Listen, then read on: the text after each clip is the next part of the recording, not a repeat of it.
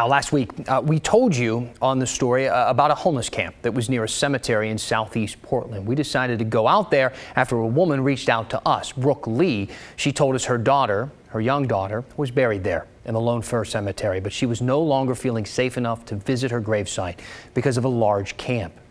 She says she had seen people urinating and defecating inside the cemetery, and on next door, people have reported campers even brandishing knives. Sometimes we feel like we made a mistake by choosing this cemetery. Families come here to grieve, and we need this cemetery to remain a safe haven. The place that we chose to bury her is no longer a safe haven for her.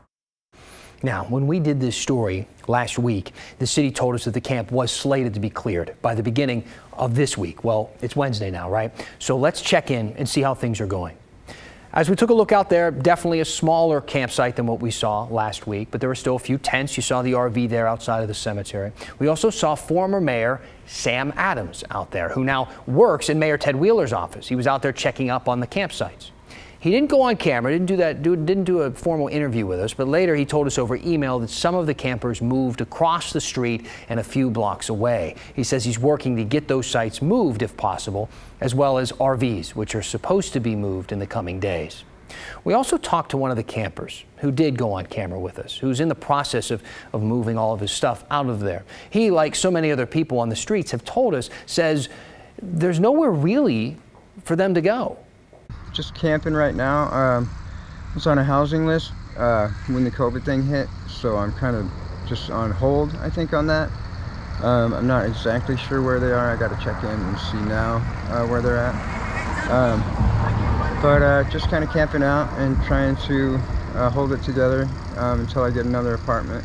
I heard that they're trying to come up with a big plan and an area for homeless people, and if they have you know, type of stuff like showers, you know, and maybe a food court or something like that, where people can kind of keep their basic necessities right there organized. I think that'll work, but right now I think they're just kind of bouncing people around.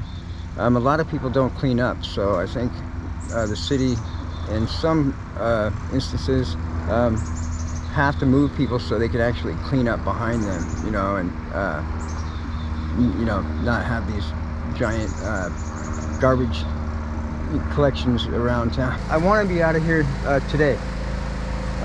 Just get it back down to a basic, what I need kind of camp and comfortable.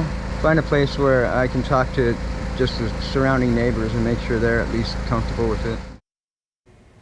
There's one other part of this story. Some of the headstones at that cemetery were knocked over last week, and we asked the city if this was connected to the camps being cleared there, and they told us that, quote, they can confirm that the gravestones were not toppled by people experiencing homelessness. They're waiting right now for a report from Portland police with more details on the vandalism.